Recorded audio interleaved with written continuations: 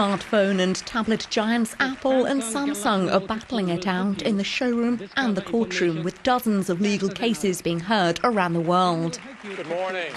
It's exceptional. There are already international litigation cases, but nothing on this scale. The two giants accuse each other of patent violation. One of the main issues is the iPhone's famous rounded corners, which Apple says Samsung has copied. Samsung was fined more than $1 billion by an American tribunal in August over questions of design infringement. I think there's a real desire to protect that which distinguishes them from their competitors. Clearly, there's a desire at Samsung to catch up with its competitor, to place itself in Apple's wake and suggest products with a strong resemblance to iPhones. Can we say we're dealing with copies? Some Samsung phones are really very similar to Apple models. That said, many smartphones have the same look. It's normal. To understand this war, you have to take a look at the figures. Samsung is number one in the smartphone market by some way, with Apple in second place. But when it comes to tablet sales, it's the other way round. How's the competition moved from the showroom to the courtroom?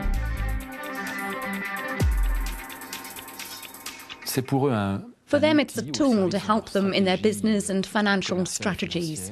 They're using all legal means to find an agreement that they've not yet been able to find.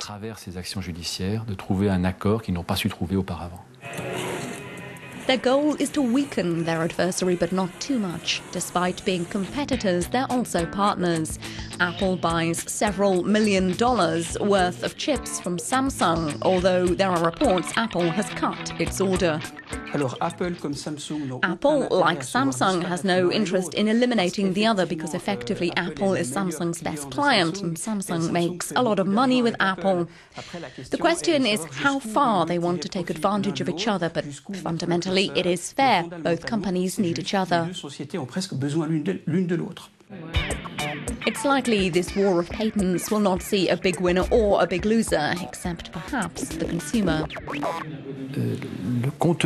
The content licensing of these products is becoming more and more exorbitant. In 2010, Apple asked Samsung to pay $30 per Android telephone marketed by Samsung. $30 par téléphone Android commercialisé par Samsung. But the dozens of ongoing court cases between the pair has not stopped the launch of new models. Both companies have recently unveiled new products. Samsung displayed its Galaxy Note 2 in Berlin, an oversized smartphone with an advanced electronic pen.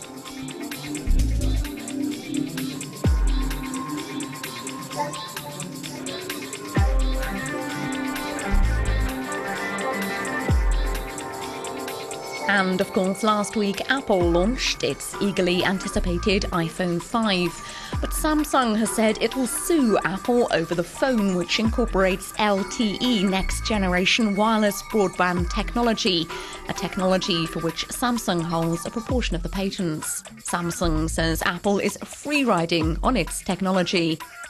So how will the saga play out? Probably not in the courts. Rather, customers and their wallets will be the final arbiters.